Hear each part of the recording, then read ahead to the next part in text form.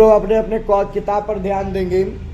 कहता है आधुनिक भारतीय समाजस्य शिक्षायास्य महान उद्धारक स्वामी दयानंद सरस्वती आर्य समाजस्य संस्थापनेन एतस्य प्रभुतम योगदानम भारतीय समाज गृहते। कहता आधुनिक भारत में समाज के शिक्षा के आधुनिक भारत में समाज के शिक्षाओं में महान उदाहरण के रूप में स्वामी दयानंद सरस्वती को जाना जाता है, जो दयानंद सरस्वती आर्य समाज की स्थापना किया है। इनके स्थापना से यह हमारे भारतीय समाज में एक प्रकार का योगदान रहा है, जो हमारे घरों घरों तक पहुंच रही है। क्लियर है। फिर कहता है भारतवर्षे राष्ट्रीयता बोधे अपि अस्य कार्य विशेष। कहता है भारतवर्ष में यानी भारत में राष्ट्रीयता को बोध करते हुए, भारतवर्ष में राष्ट्रीयता को बोध करते हुए अनेकों कार्य को अंजाम देते हैं, जो इनका कार्य इन्हीं के द्वारा संचालित किए जाते हैं। समाजे अनेका दूषिता प्रथा खंडित्वा शुद्ध तत्वज्ञ ज्ञानस्य प्रचारम दयानंद अकरोत। कहता है समाज में अनेकों प्रकार के दूषित प्रथाओं को खंड खंड करके शुद्ध तत्वों का ज्ञान का प्रचार किया और दयानंद सरस्वती ने उन्हीं का पालन किया। बात समझ में आ गया? हाँ या नहीं? यानी जो दयानंद सरस्वती थे, समाज में जो चल रहे थे, है ना, समाज में जो चल रहे थे अनेकों प्रकार के दोष, है ना, ये सभी क्या है? दोष है। पहले स्त्री को शिक्षा नहीं लेने देता था, है ना। पहले आप लोग के पापा मम्मी जब पढ़ते होंगे ना तो बताते होंगे कि जब हम पढ़ते थे ना तो 50 लड़कन पर एगो लड़की पढ़ने आती थी, और वो में उच्च खानदान के पढ़ने आती थी, नॉर्मल खानदान के तो पढ़वो नहीं करती थी। आई बात सुनने। जैसे मेरे पापा जी हैं तो अभी 55-60 बरस हो गया है, तो वो अभी तक बोलते हैं कि जब हम पढ़ते थे ना तो लगभग 100 बच्चों के बीच में 100 लड़कों पर मात्र 1 से 2 लड़कियां होती थी जो उच्च परिवार के पढ़ने आते थे। ठीक है। और उसके बाद भी उन लड़कियों से कोई बोला चाली नहीं, है ना, कोई मेल मिलाप नहीं। ठीक है। अगर अब मेल मिलाप होता था तो उन लड़कियों को दोबारा पढ़ने का मौका नहीं दिया जाता था। इस प्रकार से दूषित समाज हमारे यहाँ चल रही थी। ठीक है। उसके बाद दादाजी के उम्र में जाइएगा तो बोलेंगे क्या कि उस समय बहुत ही कम शिक्षा होता था। लड़की तो भुला जाइए, है ना, लड़की तो भुला जाइए, यहाँ पुरुष भी पूरी मात्रा में उपस्थित नहीं होते थे। बात समझ में आ गया? तो ये इन्होंने क्या बताया? समाज का दूषित है समाज, यह समाज दूषित समाज कहलाता है, जो किसी भी लोगों को शिक्षा लेने से क्या कर देता है? मना कर देता है। क्या कर देता है? मना कर देता है, क्योंकि शिक्षा सबके लिए बना। फिर है उनके बाद विधवा विवाह भी हमारे समाज का एक दूषित समाज था। मान के चलिए कि अगर घर के परिवार के कोई, अगर आपके शादी हुआ तुरंत चल बसे उनके हस्बैंड जी, यानी पति चल बसे, आर्य चल बसे, है ना, आर्य उनके चल बसे, तो क्या वह महिला जिंदगी भर विधवा रहेगी? नहीं रहेगी, है ना।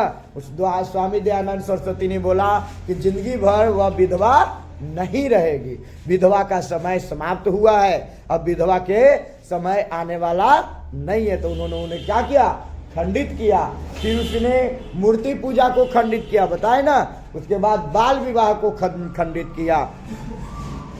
तो ये समाज में चल रहे अनेकों प्रकार के दूषित प्रथाओं को समाप्त कर, है ना, पूरे देश में, पूरे लोगों में, पूरे आसपास के समाज में शिक्षा का व्यवहार को बढ़ावा दिया। कहा कि अगर तुम्हें जीवन बनाना है, अगर तुम्हें जीवन देखना है, तो तुम्हारा एक ही गो अस्त्र है, वह है तुम्हारी शिक्षा। अगर शिक्षा ले रहोगे तो गरीब नहीं रहोगे, अगर शिक्षा नहीं रहोगे, शिक्षित नहीं रहोगे तो गरीब रहोगे। क्योंकि जैसे कोई दूसरा कोई कहेगा वैसे तुम करोगे, क्योंकि राजा बनने की सपना कभी तुम देख नहीं सकते हो, है कि नहीं। हमेशा गुलाम बनने की सपना देख सकते हो। है ना जी। तो आज का नियम चेंज है, राजा का बेटा राजा नहीं बनेगा, है कि नहीं।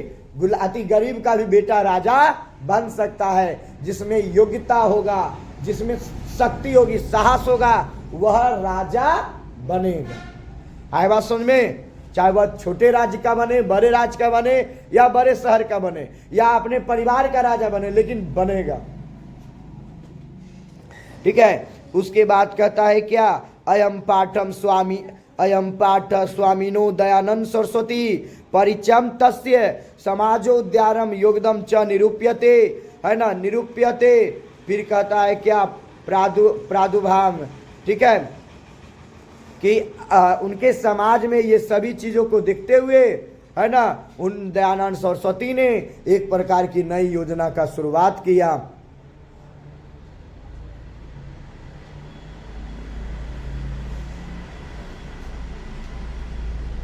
हो गया।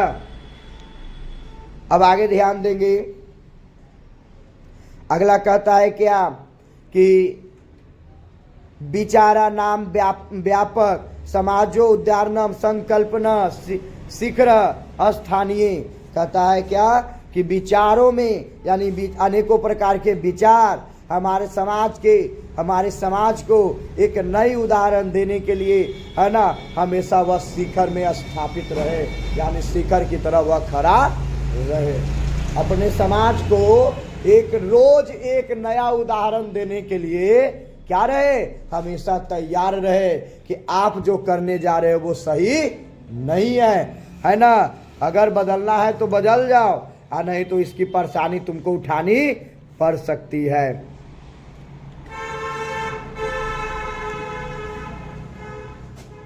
चलिए आगे सुनिएगा। कहता है, स्वामी न जन्म गुजराते प्रदेशस्य टंकर नामक ग्रामे 1824 ईस्वी वर्षे भूत। कहता है, स्वामी दयानंद सरस्वती का जन्म गुजरात प्रदेश के टंकारा नामक गांव में, है ना, गुजरात प्रदेश के टंकारा नामक गांव में 1824 ईस्वी में हुआ था। बालकस्य नाम मूल शंकर, और इनके बालक का नाम क्या था, मूल शंकर था। उसके बाद कहता है, संस्कृत शिक्षाय, है ना, एवं ध्यान अध्ययन से प्रारंभतो जाता। और संस्कृत की शिक्षा लेने के लिए, कौन सी शिक्षा लेने के लिए, संस्कृत की शिक्षा लेने के लिए अनेकों प्रकार से ध्यान आकर्षण करने लगे, है ना, अपना ध्यान देने लगे। बचपन से ही इन्हें संस्कृत की शिक्षा दिया गया। आए बात समझ में। अगर आपको अभी से ही संस्कृत में रुचि जागने लगेगा तो 11th 12th में जाकर आप लोग क्या करिएगा, संस्कृत लीजिएगा, है ना, कि सबसे ज्यादा मन किसमें लगता है, संस्कृत में लगता है। अगर आपको आज की दुनिया में क्या बनना है, टीचर बनना है, शिक्षक बनना है, तो सिंपल सी बात है कि सारे सब्जेक्ट के टीचर भरे पड़े हैं, लेकिन संस्कृत के टीचर भरे पड़े नहीं है। इसलिए आप ऐसा सब्जेक्ट यूनिक उठाइए जिसे आपका, है ना, आपको बुलाया जा सके, आपकी खासियत अलग हो, खास बात हो आप में। आई बात समझ में, आई या नहीं। तो ये चीज को लिए बोलती हैं। तो ऐसा ही चीज करो कि जो संसार में या समाज में यूनिक हो। संस्कृत शिक्षाया एवं ध्याने प्रारंभतो जाता कर्म कांडिनी परिवार तादृष्ट व्यवस्था तंदनास्तिदम। कहता है, यह परिवार कर्म कांडिनी परिवार कहलाता है। कर्म कांडिनी का मतलब समझते हैं, कर्म कांडिनी का मतलब समझते हैं। कर्म कांडिनी का मतलब होता है, ठीक है, अपने कर्म को करते हुए, सारे कर्म को करने वाले, जिनका पूरा परिवार काम करता हो, पूरा परिवार काम करने योग्य है, ठीक है, तो उन सभी लोग कर्म कांडिनी परिवार में आते हैं। उसके बाद कहता है क्या, शिवो उपासक परिवार मूल शंकर इति शिवरात्रि महापर्व उद्भूत कर जाता। और शिव के उपासक वाले परिवार थे, जो मूल शंकर के शिवरात्रि पर, यानी शिवरात्रि के दिन मूल शंकर यहाँ खुशियाँ रहती थी। यानी जब जब शिवरात्रि आता था ना, तो मूल शंकर ही, यानी कि स्वामी दयानंद सरस्वती में ही घर में एक प्रकार की अलग ही चहल पहल होती ठीक, बात समझ में आ गया? हाँ या नहीं? क्लियर है? उसके बाद कहता है क्या कि रात्रि जागरण काले मूल संकरेण दृष्ट यत शंकरस्य विग्रह मारुव मृषिक मुस्क। कहता है रात्रि के जागरण में मूल शंकर ने देखा, रात्रि के जागरण में मूल शंकर ने देखा कि कुछ चूहे है ना, कुछ चूहे है ना क्या कर रहे हैं, वह उसके आसपास भटक रहे हैं है ना, और कहते हैं क्या शक रहस्य विग्रह मारुआ मुस्क है ना, और वह उसके ऊपर आक्रमण कर रहे हैं। विग्रह पीतानि द्रव्यानि भक्ष्यन्ते मूल शंकरो चिंत्यत विग्रहो यमिकम चित्कार। कहता है क्या कि उन्होंने देखा कि जो प्रसाद शिव के ऊपर चढ़ाया गया है वो शिव नहीं खा रहे हैं, वो भोलेनाथ नहीं खा रहे हैं। कौन खा रहा है? चूहा खा रहा है। कौन खा रहा है? चूहा खा रहा है। तो चूहा जब खा रहा है ना तो उन्होंने बहुत सोचा कि क्या बात है, चूहा क्यों खा रहा है ना। बचपन में हम लोग क्या करते हैं, अरे कैसे खा रहा, चूहा खा रहा है, भगवान न खाते लगे है ना, बचपन जैसे बात करते हैं। तो भाई बोलता है क्या मूल शंकरो चिंतियत यत विग्रहो है ना, यत विग्रहो है ना वामी चित्कार वस्तुतः देव प्रतिमाया नास्ति। और उन्होंने बोला बताया क्या कि उन्होंने चिंतित होकर मतलब चिंता में ये देखा क्या कि लगता है कि भगवान खाना नहीं खाते हैं, और यह जो सब लोग चढ़ाते हैं ना वह नाश है, मतलब वह बेकार है। मूर्ति के ऊपर चढ़ाना, फल फूल चढ़ाना क्या है, बेकार है। लेकिन आज की महिला, आज की बच्चियां मानेगी? नहीं मानेगी। छोटा हो या बड़ा पर्व हो, है कि नहीं, दम प्रसादी लाएगी भर भर के झोला, चढ़ाएगी, एकदम खुश हो जा भोले बाबा हमर। लेकिन ऐसा होता है? नहीं होता है कि नहीं। क्या आपके जीवन में जो दुख आने वाला है कल, क्या वो नहीं आएगा? आएगा। क्या आपके घर में जो घटना होने वाली है वो नहीं होगा? होएगा। ठीक है, जो आपके साथ होने वाला है वो नहीं होगा? होगा। जो होना रहेगा वो हो के रहेगा। ये सारा आपके हिसाब में लिख चुके हैं है ना। चाहे वह भोलेनाथ की पूजा करो, चाहे माता पार्वती की पूजा करो है ना, जो होना रहेगा वो हो के रहेगा।